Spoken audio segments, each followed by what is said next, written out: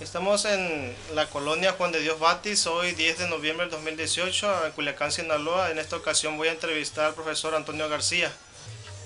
Bien, ¿me puede decir su nombre completo? Antonio García Padilla, ¿En qué fecha nació? en el 53, 1953, ¿En dónde? en la ciudad de Ciudad Obregón, Sonora. ¿Qué estudio realizó? Primaria, secundaria, preparatoria, universidad. ¿En la primaria dónde la hizo? Ah, la primaria la hice, una primaria que ya no existe ya en Mexicali. Se llamaba, ni me acuerdo, José María, algo así. ¿La secundaria? La secundaria por cooperación número 7, ¿En dónde? en la colonia Orizaba, ¿En dónde? Mexicali. En Mexicali. ¿Y la preparatoria? Preparatoria Mexicali, también en Mexicali. Y después... Después me vine a la universidad, entré a la universidad en 1971 ¿En dónde? en la Facultad de Química ¿En y dónde? luego en la UNAM.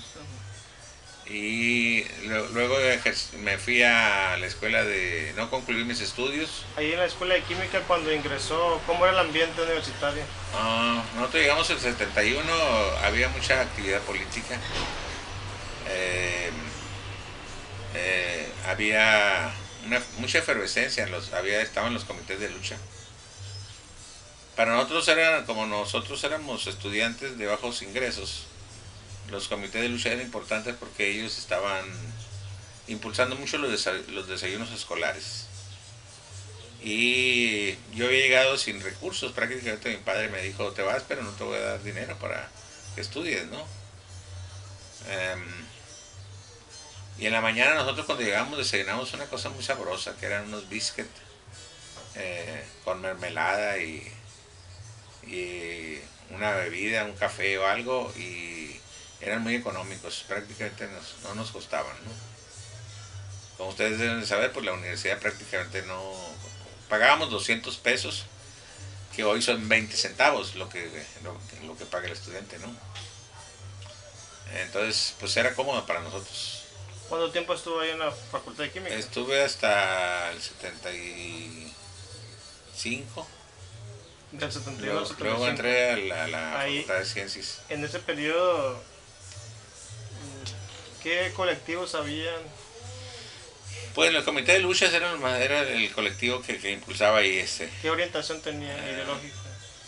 Pues era más socialista casi, ¿no? Prácticamente, ¿no? ¿Realizaban, qué acciones realizaban? Eh, Más bien llamaba a las movilizaciones, ¿no? Eh, Salir a las calles a ¿Por qué? protestar. ¿Para qué? Pues las condiciones también eran como, ¿qué te diré? Las condiciones económicas de los estudiantes que eran de bajos recursos, pues impulsaban eso, ¿no? De mejorar los comedores, de que las materias también fueran apropiadas, de que los laboratorios también estuvieran apropiados. O sea, luchaban por condiciones de ahí, pero también su demanda fundamental era de lucha, ¿no? De protestar contra el sistema, pues. ¿A quiénes recuerda, compañeros? Bueno, no compañeros, sino recordamos a los dirigentes, ¿no? Ahí, por ejemplo, el Pino era de la facultad de la facultad de... Ahí estaba en economía cerquita, pero no, estaba pegadita a la facultad de ciencias. Él había egresado a la facultad de ciencias, dirigente estudiantil del 68. Eh, Guevara Niebla también había sido egresado de ahí, que también había sido dirigente del 68. Y casi todos los jóvenes tenían una mentalidad de la experiencia del 68. Y impulsaban, pues, ¿cómo te diré? La inconformidad, ¿no? ¿Realizaban círculos de estudio? Pues no sé, la verdad nunca entré. Yo todavía en ese momento no tenía ninguna, no tenía una convicción, pues, política todavía. Nosotros íbamos a estudiar, a prepararnos. Era nuestro objetivo, ¿no? Principal. y ser mejores personas, ¿no? Como habíamos pensado de la preparatoria, ¿no? Llegar a ser profesionistas, ¿no? Ese era nuestro objetivo, ¿no? ¿Tenía usted algún personaje histórico que admirara? Pues muchos los personajes históricos que admiramos nosotros siempre fueron los mexicanos, ¿no? Más allá, después el Che Guevara pues era un símbolo que ya perduraba ahí, ¿no? En el movimiento estudiantil, ¿no? Pero todavía no teníamos ninguna relación con el marxismo para nada, ¿no? Aunque sí empezamos a escuchar, ¿no? De algunos personajes, ¿no? Porque sí nos daba por leer y acercarnos, ¿no? A la literatura sobre todo, ¿no? ¿Qué tipo de literatura? Pues empezamos a leer, a mí en lo personal me gusta mucho la literatura de la generación perdida norteamericana. Soy admirador de todos los escritores norteamericanos, ¿no? John Steinbeck, Scott Fitzgerald, Faulkner, pues algunos que ahorita recuerdo, que leímos, ¿no? En ese periodo, ¿no? Después del 75, ¿qué hizo? Entramos a la facultad de ciencias, empecé a estudiar biología y ya empezamos en el 75, ya yo había adquirido una mentalidad de ruptura con el sistema, principalmente del 73 con la revolución portuguesa. Me marcó un tanto muy alejado de nosotros, pero fue la revolución de los generales en Portugal. Y conocí personajes importantes como Ernest Mandel, ¿no? que había venido a México, y todos los refugiados españoles, ¿no? Me tocó conocer a los traductores del Capital, Wenceslao Roses. Para mí eran importantes esos personajes. Toda la gente de española que había estado aquí en México, pues eran figuras históricas, ¿no? Uno de los admiradores del cine, pues Luis Buñuel, ¿no? Prácticamente todas sus películas las vi, y fueron gente muy grande, ¿no? Aportaron a México muchas cosas que traían de la República Española, ¿no? Ya en la Facultad de Ciencias, ¿qué acciones realiza? En la Facultad de Ciencias ya nosotros ya pertenecíamos a una pequeña célula, ¿no? De propaganda, ¿no? Habíamos estado participando con maestros del Valle de México. Conocí al maestro Rafael Torres Vargas, dirigente de un grupo de maestros democráticos que de alguna manera fueron impulsores de la coordinadora, ¿no? En los 70s, y salíamos a hacer pintas, salíamos a participar, ya se escribió un pequeño periodiquito ahí, y ese periódico pues se distribuía entre los maestros, ¿no? Es lo que hacíamos, ¿no? Los maestros, todo ese grupo de maestros fueron importantes, o sea, no tengo aquí los nombres presentes, pero pues todos eran maestros catedráticos en el periodo cuando los maestros salían terminaban sus cursos, se iban a cursos nacionales y iban a la normal superior, ¿no? Y se encontraban todos los maestros del país y había mucha efervescencia, ¿no? Recuerdo que uno de los autores que manejaban mucho era Aníbal Ponce, ¿no? Para los maestros era Aníbal Ponce un maestro argentino que llamaba pues a la revolución, ¿no? al cambio social, y me tocó conocer maoístas importantes que después se convirtieron en importantes, Hay un maestro que se apellida Q, Ramón. Ramón Q, que ha sido importante ahí, Emigdio también, me tocó conocer muchos maoístas, muchos del Partido Comunista y pequeños grupos del trotskismo, ¿no? Al que yo me ligué, ¿no? ¿Cómo llegó al trotskismo? Eh, pues teníamos un amigo ahí en la casa, nosotros éramos estudiantes en la casa de estudiantes y lo primero que empezamos a leer fue a acercarnos al trotskismo y me pareció sus tesis importantes, ¿no? ¿Cómo cuáles le pareció? Por ejemplo, La Revolución Permanente, pues es un libro clásico, ¿no? Del señor, que ya es una hipótesis que trae desde el 905, de la primera revolución rusa, como dirigente del primer soviet, ¿no? ruso.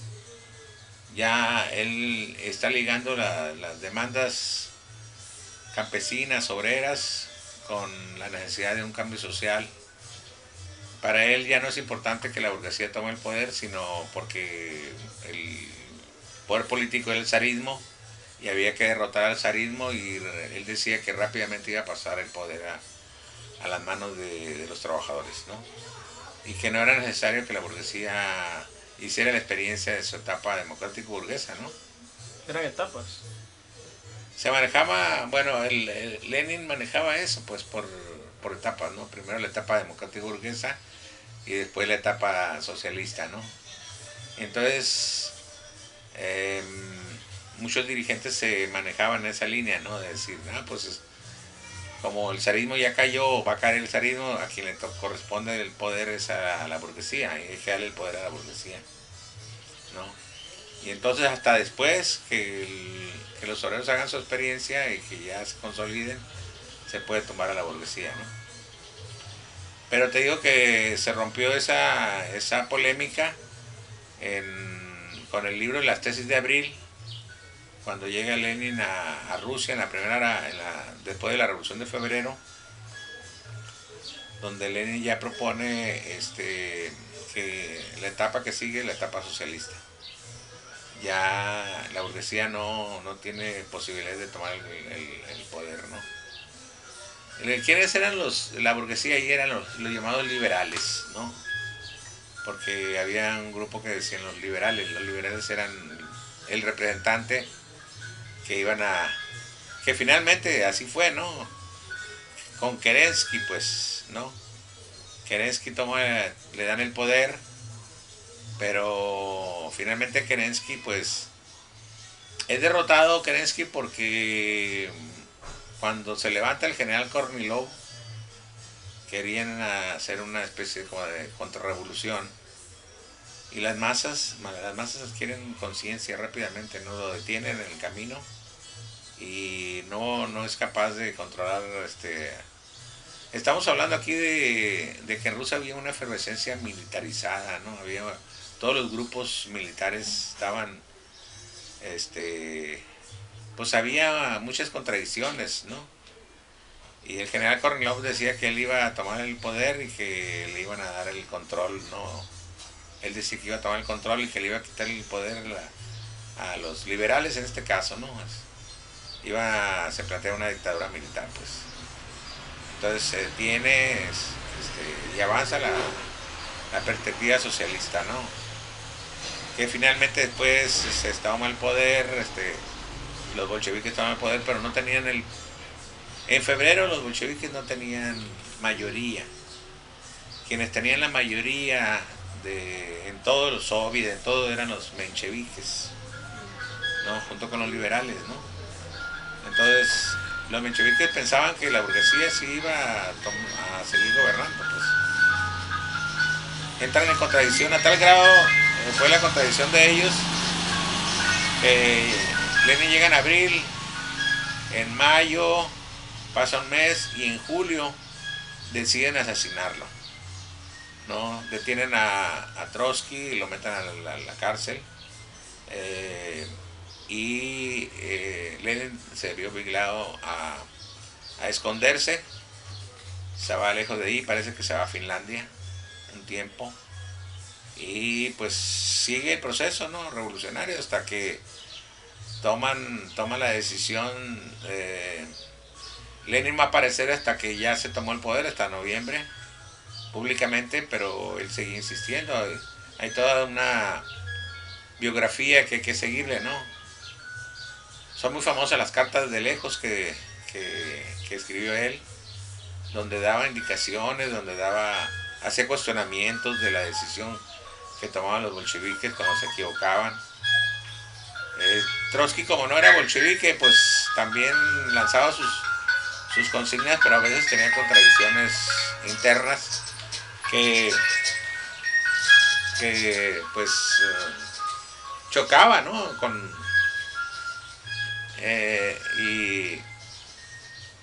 Pero finalmente se tomó la decisión de generar el comité militar revolucionario. Trotsky ya era el presidente del Soviet. Él junto con el comité central del partido bolchevique toma las decisiones prácticamente de la toma del poder, ¿no? Ahí está para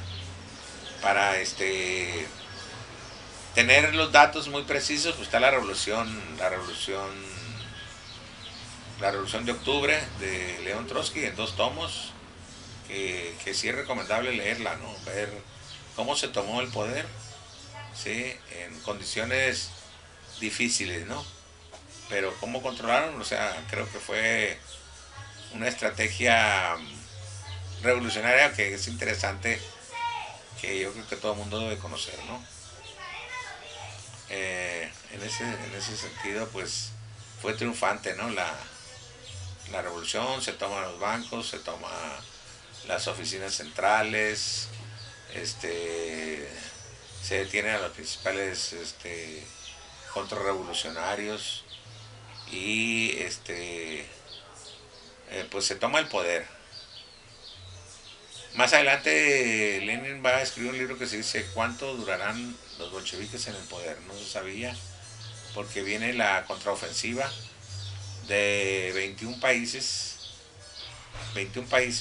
contra la pequeña revolución que había surgido en Rusia, ¿no?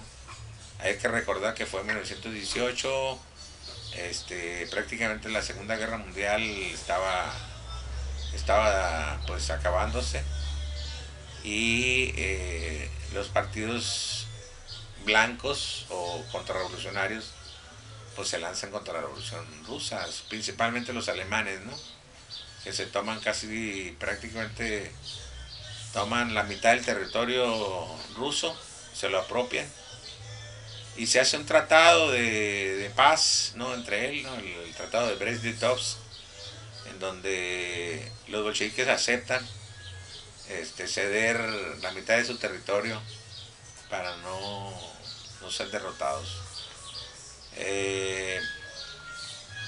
Los revolucionarios, ellos pensaban que la revolución se iba a extender en Europa, principalmente en Alemania, que es donde estaba la efervescencia, hasta el 23, ¿no?, que fueron derrotados, pero Lenin toma la consigna en ese periodo de las tesis de abril de ya no llamarse socialdemócratas, porque el Partido Obrero Ruso era Partido Obrero Socialdemócrata. Ya quitar la consigna de socialdemócrata y llamarse partidos comunistas. Forma la Tercera Internacional. La Revolución Rusa apoya el surgimiento de la Tercera Internacional y se convierte en una bandera, en una consigna de que los trabajadores del mundo se levanten para crear el socialismo, ¿no?, como un sistema de producción nuevo, ¿no? ¿Hasta qué etapa está en la Facultad de Ciencias? ¿Hasta qué año? En la Facultad de Ciencias estamos hablando ahí, nosotros hacíamos trabajo pequeño, o sea,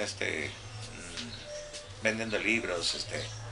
En ese periodo el dirigente principal de la cuarta era Ernest Mandel, un economista importante que había influido sustancialmente con el Che Guevara.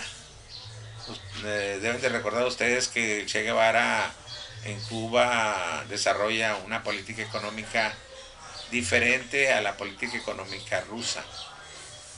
Y ellos pusieron en práctica, se dio esa parte, al Che Guevara le permitieron pues que desarrollara las tesis de Ernest Mandel, les aplicó, y pues es una experiencia que hay que darle a estudiarla, ¿no?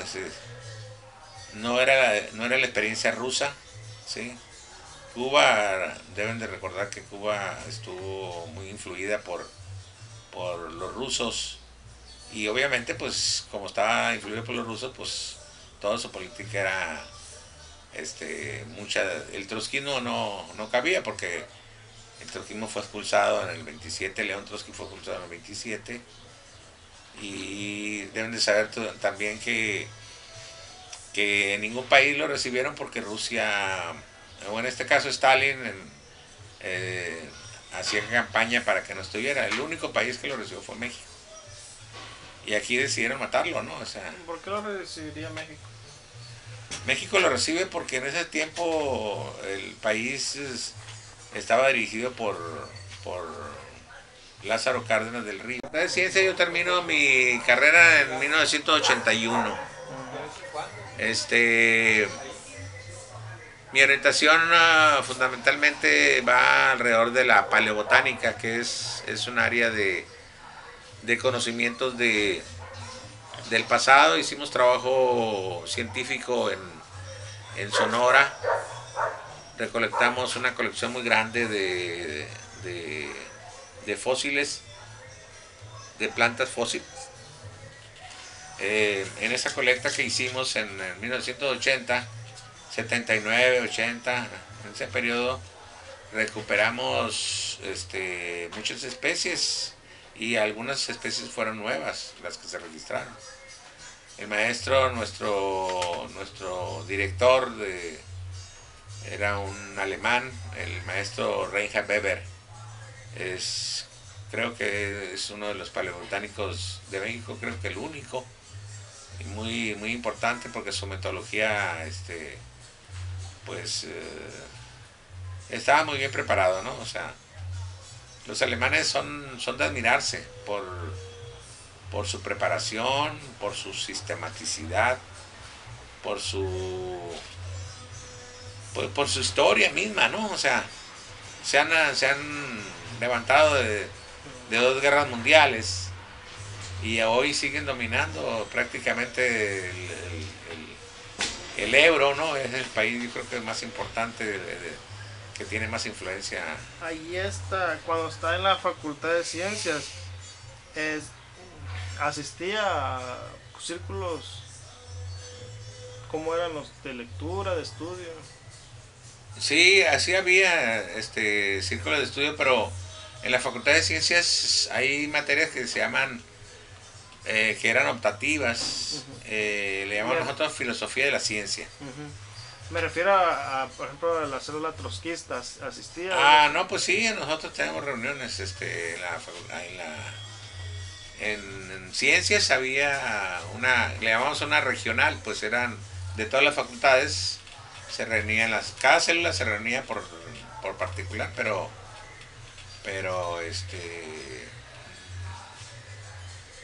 había una regional donde se juntaban de nuevo los grupos, ¿no?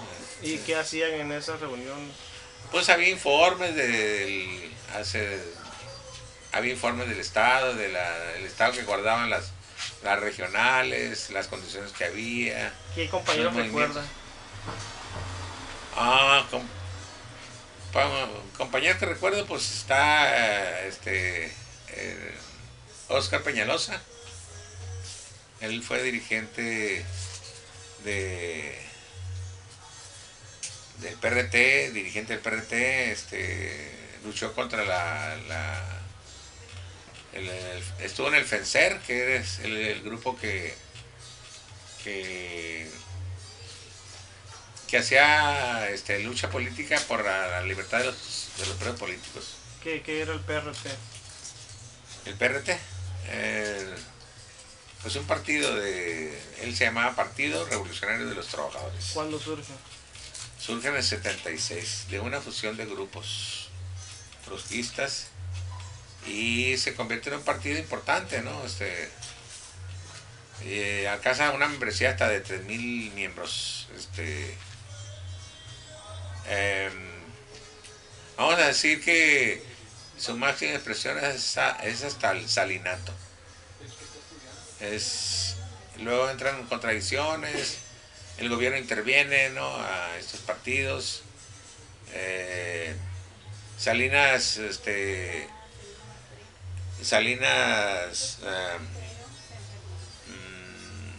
hace modificaciones constitucionales como la del 27 y coopta a un dirigente importante, a Margarito Montes Parra, que había sido dirigente campesino de masas y que había hecho trabajo político muy fuerte en el Papaloapan, donde tenía mucha influencia, pero tenía muchos enemigos y lo querían asesinar los dueños de las áreas agrícolas que había afectado. Finalmente, lo convencen que firme el 27, empieza un proceso de descomposición y a él al final lo matan con todo y su familia, ¿no? ¿El PRT dónde surge? En la Ciudad de México. Sí, en la Ciudad de México. Te digo que era un grupo principalmente estudiantil. ¿De orientación? Orientación trotskista. ¿Habían otros trotskistas? Se fusiona, el PRT es la fusión de todos los grupos trotskistas. Todos los grupos trotskistas coinciden en el PRT. ¿Y cuál era la diferencia entre esos grupos? ¿Cuántos eran? No, pues es que es complicado hacer la disertación sobre las diferencias, ¿no? Habría que recurrir a la parte histórica, ¿no? Y ver las diferencias. Te digo que uno de los partidos, la Liga Socialista, estaba ligada al grupo de la Cuarta Internacional del SWP, que era el partido norteamericano. El GCI, que estaba ligado a los grupos dominantes de Europa, principalmente alrededor de Ernest Mandel, ¿no?, que ha sido siempre el grupo mayoritario, ¿no? Y el otro grupo que había era una fracción de la LOM. La LOM eran los lambertistas, le dicen, ¿no? Ahí hay señores importantes que hicieron biografía de Trotsky, como Jean-Jacques Marie. Son franceses todos. Pierre Bru. Son historiadores. Pierre Bru es un historiador importante de Trotsky y tiene muchos libros sobre la experiencia de esa época, la experiencia del trotskismo, que le llamó esa trilogía que hizo no recuerdo el nombre, pero es El Profeta Armado, El Profeta Desarmado y El Profeta Desterrado. No, una trilogía no recuerdo ahorita su nombre, de este historiador. Pero es el que da a conocer, pues, a este personaje, porque León Trotsky fue, pues, la importancia que tuvo él es de convertirse siempre fue presidente de los soviets, ¿sí? Las masas siempre confiaron en él, era uno de los grandes oradores, yo creo que fue el más grande orador de todos los bolcheviques y de antes de ellos. En esa etapa, ¿cómo miraban, qué se les decía a ustedes en las células de Stalin? Porque él decía que Trotsky era un agente del imperio que quería desestabilizar a la URSS. Sí, pero nosotros habíamos leído ya ampliamente a Trotsky y conocíamos de Stalin. ¿Cómo te diré? Stalin fue el más ignorante de todos los bolcheviques, aunque llegó a ser estar en la jerarquía, pero conocía mucho del manejo de los aparatos, del aparato. Algunos se manejan que Stalin fue agente de la Ojragna, ¿no?, en que pasaba información. Era el que se encargaba de hacer células de expropiación, ¿no? Se dedicaba a los asaltos y a los robos para llevar dinero al bolchevismo. Y Stalin nunca estuvo en Europa, nunca aprendió idiomas. Eh, eh, hay un libro, el libro más importante, bueno, no de lo más importante, pero fue el último libro que escribió Trotsky, que se llama Stalin, que es la historia bien redactada, con una pluma bien literaria, de toda la historia de José Dugashvili, Joseph Dugashvili Stalin. Fue un georgiano y en sus inicios quería ser sacerdote, pero luego se ligó a los grupos clandestinos y se convirtió en un bolchevique de tiempo, pero literariamente escribió pocos libros. Si ustedes leen o si han leído a Stalin, tiene un librito sobre la cuestión de las nacionalidades, porque él era encargado de esa parte. Y pues tiene aunque los stalinistas lo reivindican, pues fue el que escribió menos de todos los bolcheviques. Y luego aparte, el asunto de haber ¿cómo dice? Matado, destruido, asesinado a todos los bolcheviques principales en los procesos de Moscú. Lo hizo como un asunto de decir yo fui el único, ¿no? Y los demás todos fueron traicionados. Todos lo traicionaron, menos él. Entonces, los procesos de Moscú son también una cosa que no debe suceder en la vida, pues. Es decir, como un hermano militante se atreve a destruir. Primero, a Trotsky no lo mató en Rusia porque le tuvo miedo. ¿Por qué le tuvo miedo? Porque Trotsky había sido el dirigente del ejército ruso. 5 millones de obreros que él levantó. Trotsky se la pasó, como dicen, en un tren organizando obreros y militares.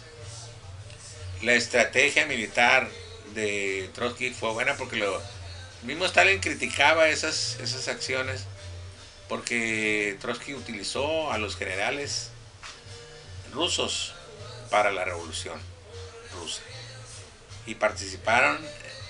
Es decir, un ejército obrero que no tiene guías, que no tiene generales que los guíen, pues militarmente va a ser destruido con facilidad. Y él ideó esa táctica, entonces lo criticaron mucho por eso, porque estaba usando a los burgueses, decían, ¿no? Pero le funcionó, pues. A la expulsión de él en el 27, se vienen las purgas del 30, que pasaron 3 años en ese periodo, en donde Stalin desaparece a todo el bolchevismo. ¿Cuál es la crítica y la diferencia que mantenía Trotsky con Stalin? El asunto de la burocracia que estaba formándose. Trotsky decía que la burocracia era una excrescencia, ¿sí? Que era un tumor, ¿no?, del movimiento obrero, y que había que extirparlo con un bisturí, ¿no?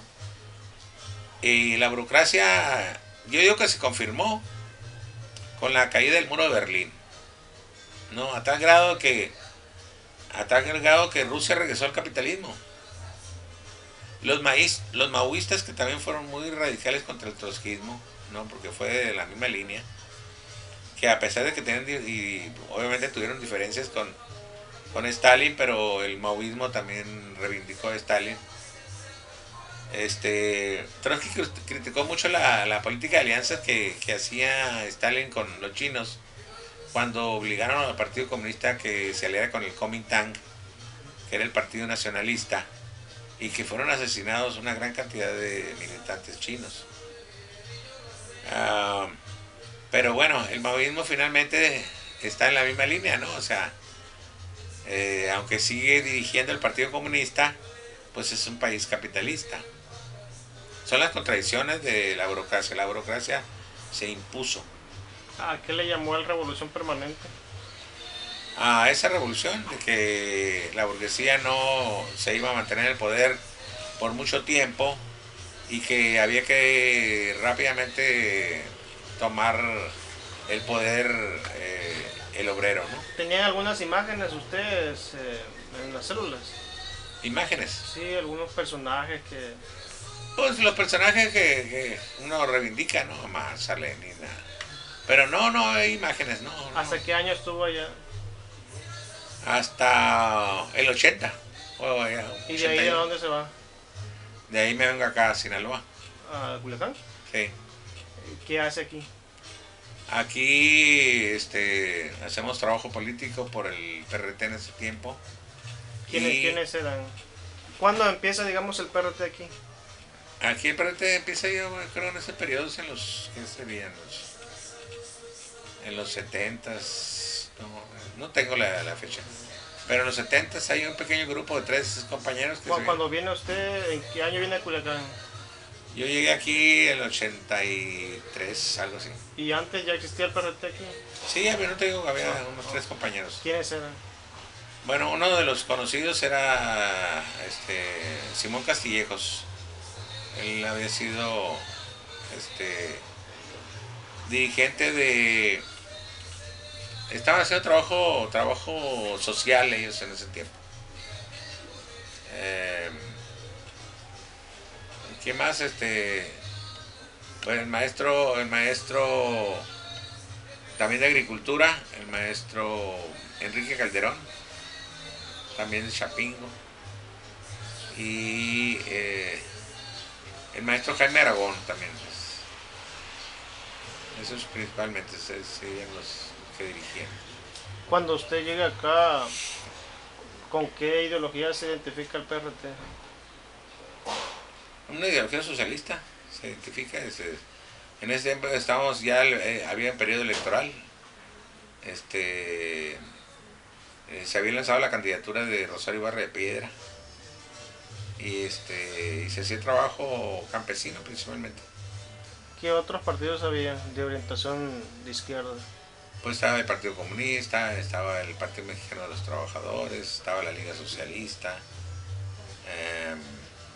Debió haber más, pero esos son los más importantes. ¿Algunos profesores de educación básica estaban en algunos de estos partidos? Yo supongo que sí, pero no conocía, yo no hacía trabajo, no conocía el magisterio, pues. Hasta allá las circunstancias me llevaron a ser maestro, ¿no? Ya me tuve que casar, nacieron mis hijos. ¿En qué año se casó? ¿Qué sería? 93. ¿Y dónde se reunían los del PRT? Aquí. ¿En esta casa? No, aquí en México. Aquí en Culiacán. Había una aquí por la Sexta y Sexta, por la calle Sexta y Obregón, había una casa donde vivían los compañeros, ahí nos reuníamos. Era una casa particular, pues, donde vivían unos compañeros. Ahí se hacían las reuniones. ¿Qué se trataba? Pues cuestiones políticas, o sea, del acontecimientos del momento. ¿Estaban ustedes afiliados a...? ¿Cómo funcionaba el aparato electoral? No había... Bueno, sí teníamos un aparato electoral porque ya estábamos en el aparato electoral, estábamos registrados todos como... Se hizo un padrón, o sea, no recuerdo ahorita, pero la ley que abrió este señor, se me fue el nombre del que murió. Echeverría. No, el que estaba en el periodo de Echeverría, pero fue un secretario, el secretario de... se me fue el nombre ahorita, pero es el que dio la apertura para que los partidos se hicieran se hicieran Porque existía el PAN, el PRI. Sí, pero electoralmente se abrió una ley, pues, Ajá. la ley para que los partidos fueran registrados. El PRT fue un partido registrado. El PRS también estaba registrado. El PRS, yo creo que el PMT también, el Partido Comunista. En el 76, la primera ocasión en que participa un partido legal es con el Partido Comunista, cuando lanzan a Valentín Campa. Entonces, ¿Y aquí lanzaron? Aquí no estaba yo aquí, no, allá en México, te digo, nosotros apoyamos a Valentín Campa, independientemente de que tuviéramos diferencias. Ok. Sí, todos, prácticamente toda la gente de izquierda, apoyó a Valentín Campa. ¿Usted cómo se percibía a sí mismo? Lo voy a poner en dos etapas, ¿no? De fines del 70, ¿cómo se sentía usted mismo? Decía, yo soy qué. En el 70 yo era un joven, con aspiraciones de terminar una carrera profesional. Se abrieron las puertas de la UNAM para la gente de escasos recursos. Me considero que yo tuve la oportunidad de estudiar en esa universidad por la apertura del 68. Si no hubiera pasado el 68, si no hubiera sucedido ese acontecimiento trágico, pienso yo que no hubiera entrado a la universidad, porque nosotros éramos pobres, de escasos recursos, y no teníamos posibilidades para que pudiéramos estudiar en una universidad tan importante como la UNAM. Entonces a mí me dio la apertura, me dio la oportunidad de abrir un espacio y en esa libertad adquirir mi condición de hijo de campesinos pobres, muy pobres, y tomar la opción socialista, porque leí, abrir mis espacios, y pero inicialmente no era esa opción, era estudiar, prepararme y convertirme en un profesionista. Pero tuve dificultades económicas, eso me afectó. Entonces, es buena experiencia, ¿no? La apertura de la UNAM para mí fue buena experiencia, porque abrió las puertas para los sectores populares. ¿Y ya aquí en Culiacán cómo se sentía? Y ya aquí en Culiacán, pues ya había madurado, ya tenía la condición me había convertido ya en un hombre. Entonces tenía seguridad en lo que estaba haciendo. Y bueno, me caso, mis hijos, mi familia, ya empezamos con otra perspectiva. ¿Su experiencia del PRT hasta cuándo, digamos, termina? El PRT se desaparece hasta, ¿qué te diré? Hasta los 90, creo, en ese periodo. ¿Por qué? No te digo que, pues yo digo que eso fue parte del proceso, ¿no?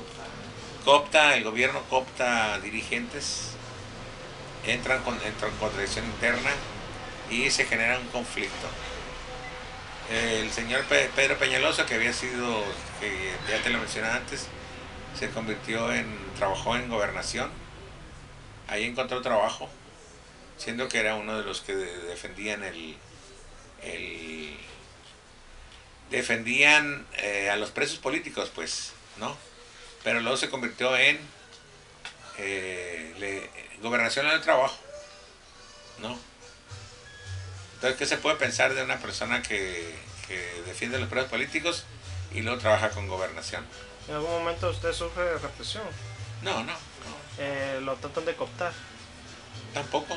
Bueno, pues indirectamente, ¿no? Siempre la sociedad, no, vente para acá, si haces una experiencia, te reconocen, mira, el PRI es una alternativa, así, ¿no? Identificó a Roberto Cruz en el PPS. Roberto Cruz, sí, fue mi amigo, Roberto Cruz. ¿Qué recuerdos tiene de él? Tengo muy buenos recuerdos de Roberto Cruz, porque Mi padre fue un campesino que luchó por la tierra. Su papá, como su nombre. Pedro García Pérez. El Pijines. Eh, en el periodo de Lázaro Cárdenas ellos fueron armados, ¿no? Y defendieron la tierra y lucharon contra los del monte. Pero mi padre como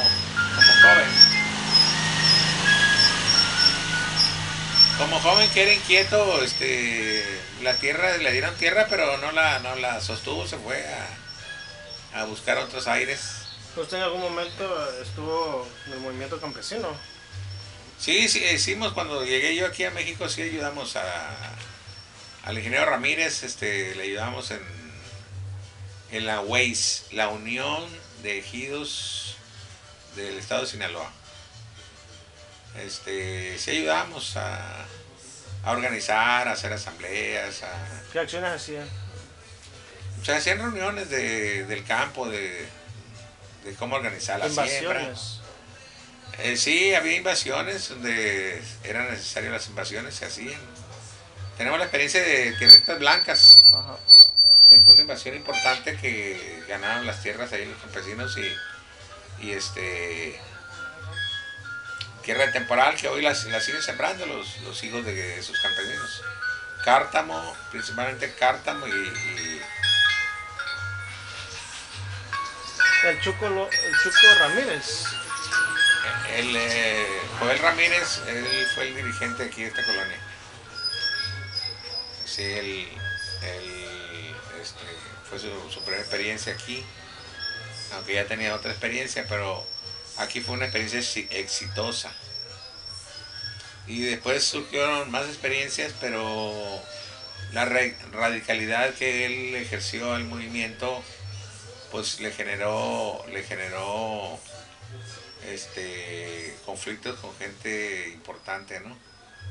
Y fue asesinado, ¿no? Nunca se ha sabido quién fue, pero pues en el Vox Populi se dice que fue asesinado por los que afectó, ¿no? Pero pues no hay pruebas para eso, ¿no? Apenas Había una organización, UGOP o algo así. Bueno, él tenía la UCES. Ajá. Se llamaba Unión de Solitantes Emiliano Zapata.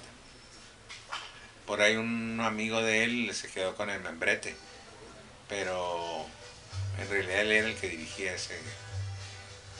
Y él era zapatista antes de que surgieran los zapatistas, ¿no? Antes de que surgieran de que aparecieran públicamente, pues. Pero él ya era zapatista, él estuvo allá también cuando en el 94. Pero bueno, finalmente como andaba solo, siempre no se protegía, lo asesinaron. En los 80, ¿quiénes más eran, digamos, trotskistas? En los 80 aquí, Ajá. pues aquí estaba Margarita Reyes, Arturo Zavala, y otros, pero ellos principalmente, ya otros quedaron en el anonimato, ¿no? Que de alguna manera yo estaba en el anonimato también, pero ya ahora ya aparezco públicamente aquí, ¿no? ¿Y quiénes participaban en esas invasiones de tierras? Los dirigentes que participaban, bueno, tenían la consigna de ayudar a la gente, ¿no? Y repartirla, ¿no? Pero nunca era intención de repartir la tierra y quedarse con una parte, ¿no? Aquí, por ejemplo, en la colonia se invirtió y se participó, pero en el caso a mí me tocó un solar, pero ese solar le corresponde a mi padre, ¿no? ¿Esta colonia es producto de ello? Es producto de ellos, de una... ¿En qué fecha se puede decir que...? 89 fue. En el 89 porque estuvieron repartiendo, se creó el Lomas del Pedregal y luego después se creó la Lomas del Sol. Y la lucha de los colonos fue por un pedazo, entonces nos dieron el pedazo más retirado, pegadito al arroyo del Piojo, que correspondió a 6 hectáreas. Y las negociamos, las 6 hectáreas, con el gobierno las expropió, ¿sí? A través de movilizaciones que se hicieron. Quien colaboró con la y debo reconocerlo públicamente, quien colaboró con la expropiación fue Burgos Pinto, siendo secretario de Gobernación. Expropiaron 6 hectáreas, le expropiaron a Fernán Alvarado y el gobierno le pagó, ¿no? Los colonos también pagaron la tierra, pero a costos económicos, ¿no? Era bajo el costo. Después, pues como en todos los movimientos, ¿no? O sea, la gente vende, se retira, entran nuevas personas, se va generando una especie de plusvalía. La colonia esa 10 de abril, ¿en qué año? Está enfrente acá de nosotros. ¿En qué año se hace? ¿Qué año sería? No sé, sería al siguiente año, a los 2 años después de la 89, 90, 91, por ahí. Esta etapa de los 70, aquí en Sinaloa estuvo presente la Liga Comunista el 23 de septiembre. En los 70s. Ajá, y ya en los 80, porque digamos que en el 78 deja de operar aquí. ¿Supo usted de algunos que hubiesen estado en esa organización? No, pues sí, hay un libro muy importante que yo recomiendo que se lea, ¿no? Los estudiantes de lucha de Sánchez Parra. De Sánchez Parra, que hay que leerlo, ¿no? Aunque tiene una orientación más académica, ¿no? Te da los elementos de cómo se participó, pero nosotros ya teníamos de alguna manera conocimientos.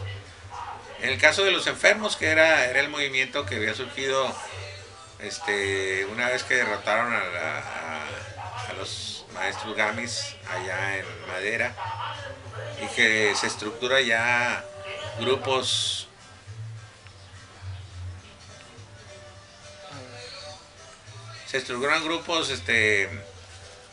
en el estado, en diferentes partes del estado. Surca movimientos, sobre todo de la juventud comunista. Miembros de los jóvenes que estaban en el Partido Comunista se pasan a la guerrilla. Surgieron muchos grupos guerrilleros. Yo recuerdo que en el 68 nosotros estábamos en la preparatoria. Se había cerrado la preparatoria 15 días por la matanza del Tlatelolco. ¿La central? No, yo estaba en Mexicali. Ah, perdón. Se cerró 15 días. Nosotros nos sentíamos muy, muy agraviados como estudiantes. Era nuestra primera entrada a la preparatoria, y en ese tiempo se manejaban mucho las novatadas. Nos cortaban el pelo, nos sentaban en el hielo, nos podían lastimar con las tijeras que traían.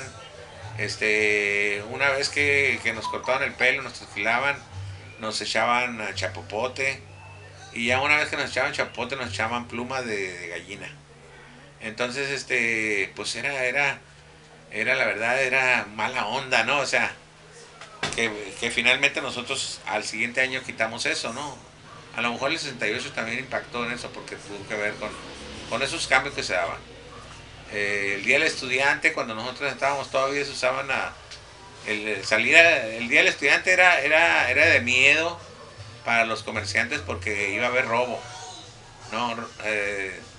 Lugar que estuviera abierto, los estudiantes pasaban y robaban lo que pudieran, ¿no? Era la mentalidad de los jóvenes en esa época. Después del 68 fue una mentalidad ya más democrática. A pesar de que en los 70 la liga estuvo presente. En ese periodo surge, te digo que los estudiantes, yo recuerdo que ya protestaban un tanto contra la policía, contra eso de que ven al joven y lo maltratan. Ya empezaron a surgir algunas pintas en las calles, uno miraba, de la Liga Comunista, pero pues uno estaba ajeno a eso, ¿no? Los politizados sí, a lo mejor entendían. ¿Qué opinaba usted de los comunistas o de los que estaban en el PC? Mientras usted estaba nosotros estábamos, ¿cómo te diré? No estábamos, nosotros como PRT. Sí, aquí en los 80, pero usted en el PRT, ¿cómo miraba al Partido Comunista, a los comunistas? Pues es que nosotros siempre nos miramos como reformistas, aunque siempre el estalinismo ha dicho que nosotros somos los reformistas. ¿El PC sería el estalinismo? Sí, o sea, el estalinismo es el PC, la corriente socialista era estalinista, con sus variantes, ¿no? Los mavistas eran estalinistas con sus variantes. Prácticamente todas las corrientes, el partido Gascón Mercado también era estalinista. El de Roberto Cruz. El PPS, pues ese era más estalinista porque era dirigido por Lombardo Toledano. Estos tenían... Sí sabes quién fue Lombardo Toledano, ¿no? Sí. Cuando había etapa de campaña, estos partidos estalinistas, digamos, ¿cómo se presentaban ante el PRI? Ante el PRI. Pues es que ellos se presentaban como oposición, ¿no? Oposición, pero ya una vez, es que yo he visto periódicos donde ya gana el candidato del PRI, por ejemplo Toledo Corro, y estos partidos que usted me menciona lo felicitan, pues, bueno. O inclusive lo lanzaban. Ok, no, bueno, obviamente, porque te digo que el Partido Popular Socialista, por ejemplo, desde el 56 hizo campaña con el PRI, ¿no? O sea, ellos estuvieron en alianza con el PRI. En el 68 el Partido Popular Socialista, el lombardismo, apoyó a Díaz Ordaz, ¿sí? El Partido Comunista también, su estrategia era estar bien con el gobierno, pues. O sea, somos de aquí originario, de aquí dirigente importante del Partido Comunista fue se me fue el apellido. No, a nivel nacional, bueno, ahorita recuerdo, ellos hablaban de la unidad a toda costa. ¿Sí? La unidad a toda costa, ¿qué significaba? Que podías compartir tus principios con el sistema y con el gobierno, pues. Entonces, que tú hicieras alianza con el gobierno no estaba mal para ellos, porque era la época en que se luchaba contra el fascismo, ¿sí? Prácticamente, y voy a lo de los maestros, que de alguna manera nace allí el sindicato, el CENTE. El CENTE era una cosa tipo siamés, ¿no?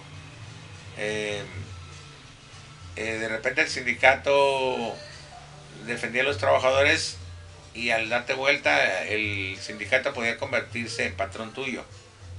Entonces se ha mantenido en esa lógica. Por eso el CENTE fue corporativo, pues. Porque en los 40, en la Guerra Mundial con Torres Bodet, llegó un acuerdo de que los sindicatos deberían apoyar al gobierno para luchar contra el fascismo. Entonces se acordó que así fuera y así surgieron estos sindicatos. Prácticamente la burocracia sindical surgió en ese periodo. Y esos organismos que luchaban contra el sindicato, por ejemplo, el movimiento revolucionario del magisterio o la misma CENTE, ¿qué vendrían a hacer entonces? El MRI era el trabajo político del Partido Comunista dentro de los maestros. Y el PPS también tenía algo así por ahí, algo así, muy parecido, ¿no? Nombres que generaban para hacer trabajo dentro del sindicato, pues. Pero ¿para apoyarlo o Bueno, para hacer trabajo para su organización, pero con la idea de democratizarlos, pues. El Partido Comunista perdió el poder en los sindicatos porque eran los que dirigían inicialmente el sindicato. Pero una vez que se hicieron acuerdos con el gobierno, perdió el poder. Entonces, el MRM significó una reconquista, pues. Como la coordinadora quiere conquistar el sindicato, pues, ¿no? Pero, pues es un grupo que no se le ha puesto trabas para que no le reconquiste, ¿no? Y pues está en ese inter, ¿no? Algunos estados sí tienen una gran influencia en la coordinadora, como Oaxaca. En otros medio influyen y aquí pues muy poco influyen, ¿no? ¿Cuál sería más bien esa orientación que tuvieron estos maestros de oposición, podríamos decir? ¿En qué sentido? Sí, ¿cuál fue su función de ellos en los 70, 80?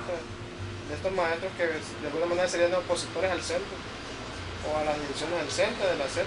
A la dirección. No, por eso te digo, o sea, los maestros, bueno, en el caso lo vemos en el caso de los maestros Gamis, ¿no? Ellos optaron por la guerrilla, ¿no? Porque no vieron otro camino. Otros maestros optaron por hacer trabajo dentro del sindicato, pero al no ver camino estructuraron otro organismo que luchara por fortalecerse, pero que le quitara el poder al sindicato, ¿no? O sea, que desaparecieran los líderes charros, pues. O sea, eso, pues, el gobierno siempre ha mantenido el apoyo a esos grupos, pues. Estoy hablando del Baster Gordillo, estoy hablando de Juan Díaz de la Torre, ¿no? En los 80 se puede decir que ¿qué organismos eran de oposición? En los 80. Aquí en Sinaloa que realmente fuesen de oposición, ¿y por qué? En los 80, pues el Partido Comunista era de oposición, el PMT también era de oposición, la Liga Socialista, pues yo creo que también ya estaba estructurada. La corriente socialista. La corriente socialista ya estaba estructurada también. Había otros grupos pequeños en la UAS que se declaraban maoístas, se declaraban iscristas, pero eran pequeños grupos, no trascendían, ¿no? Pequeñas sectas le decían, ¿no? El problema del movimiento socialista es que ha sido muy sectario. Y todos, ¿no? O sea, también los tropistas también a veces abusan del sectarismo. Pero acabar con el sectarismo va a ser importante. Entonces, con esta nueva experiencia que va a surgir en el país, pues va a haber cambios también, ¿no? Ahorita todo el mundo se está tratando de reagrupar, ¿no? Y van a surgir partidos, hasta la derecha, ¿no? Como Felipe Calderón, que quiere ser un partido, ¿no?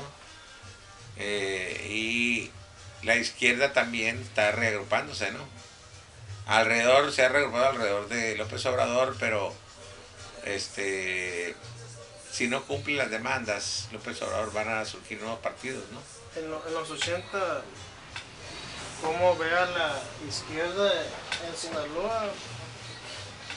Si la compara con los 80, con los 90. Era muy débil, ¿no? O sea, era débil.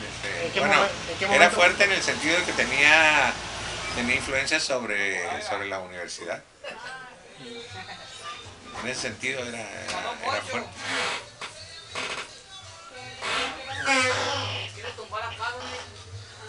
Bueno. ¿Algo más que quiera compartir? Pues es todo. Bueno, pues. Que te salga bien tu trabajo. Muchas gracias.